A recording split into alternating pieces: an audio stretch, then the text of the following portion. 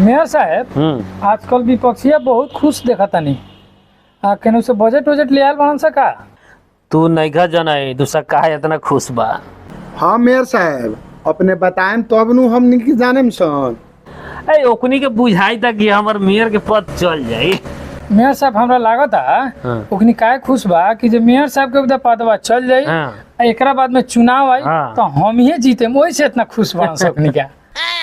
साचो मेयर साहब अपने लोग के पदवा चल जाई का स्थानीय सब खत्म हो जाई। ओइसन बात नहीं खे स्थानीय तो न कहियो खत्म भेल बा आ न कहियो खत्म होई। पंच मुखिया कहियो देखले बड़ा खत्म होइत। ये तो बात सही बा मुखिया पंच लोग सब दिना के लिए बा लेकिन सुनतानी है करार के कर्मचारी लोग के सब के हटा रहल बा का बात सही है का। हाँ मेयर साहब सब अपन अपन गांव पालिका नगर पालिका के करार के कर्मचारी के हटा रहल बा और अपने कोई हटावेला बनी महाराज। हमहू पत्र देखली आ पत्र में का लिखल बा ई सब तोहनी देखल कि ना। हाँ मेयर साहब हम पत्र में देखनी और पढ़नी ओमे साफा प्रश्न लिखल बा नेपाल सरकार प्रदेश सरकार और स्थानीय सरकार में स्वीकृति दरबंदी बाहेक अस्थायी तथा करार के कर्मचारी के राखे के ना मिली। हाँ एकदम सही पढ़ल उनमें लिखल बा स्वीकृत दरबंदी बाहेक के कोनो भी अस्थायी करार के कर्मचारी राखे के ना मिली। जब हम बाकी के पालिका लेखा कार्यकर्ता भरना कैले ही नहीं थी तो हमरा कथी के टेंशन बा हम काहे जाऊ हटावे केकरो के। हमार पालिका में करार के कर्मचारी स्वीकृत दरबंदी आवश्यकता अनुसार के मात्र बा तब काहे हम केकरो के हटाऊ। अगर मान लो जो सबके हटा दे तो भियान से नगर पालिका के दैनिक काम कौन करी है आ उतना तोरा लगे कर्मचारी बा जे तू नगर पालिका के सब काम तू कर लेब ना हो सकी। एकर मतलब ही घरे बैठा के दरबंदी से ज्यादा कर्मचारी के रूप में कार्यकर्ता सब के तलब खियावे वाला नगर पालिका सब आपन आपन भार उतार सन।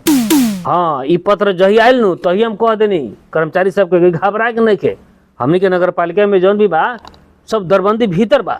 लेकिन केतना पालिका सब दरबंदी के बिना यकीन कैले एके बेर अस्थायी करार सेवा के पूरा के समझौता रद्द कर देता। जौन नगर पालिका बिना पत्र के बेहोरा बुझले आंख मुन के हुचुआ के भर में केहनो से देख के सुन के अगर वैसन कर रहल बा तो वैसन पालिका के भियान अपन पालिका संचालन करे में बहुत समस्या हुई। नया कर्मचारी भी भरना करे के ना मिली। विगत 8 वर्ष से केंद्र चाहे प्रदेश एको कर्मचारी पठैले बा जी अब भेज दी सारा कर्मचारी के हटा के रोजगार वाला के बेरोजगार बनाला से का फायदा बा। वही से क्योंकि असर ना पड़ो कह के आवश्यकता के पहचान करके ही कदम उठावल जरूरी बा। हुचुआ के ताल में काला से ई फायदा नहीं के बहुत नुकसान बा पालिका के भी आज पहले से खट रहल बा कर्मचारी बा ओकरा भी समस्या हुई। ठीक बा मेयर साहब ई नगर पालिका के समस्या रहुआ समझी हम आई रहनी है एगो सिफ्टी खातिर एगो सिफ्टी का हमरा के व्यवस्था कर दी।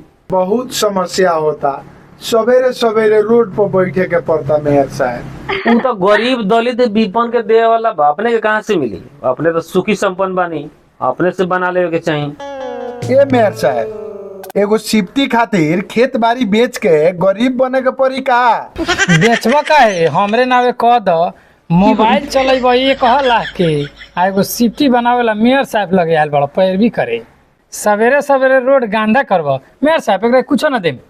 ठीक कहला सिफ्टी लेवला सब कहे कि हम गरीब बड़ी दलित बड़ी विपन्न बड़ी हैं आ सबके हाथ में देखबो तो 40,000 50,000 1 लाख के मोबाइल रही सबके हाथ में। स्टैंडर्ड गरीब बा मेयर साहब चलो तनी तो हम नमस्कार। हाँ, नमस्कार। ठीक बा मेयर साहब अब चलो तनी सिफ्टी ना देम तो अब सिफ्टी रउए राखी आ रउए ओमे हो गए आ खाए मोही में।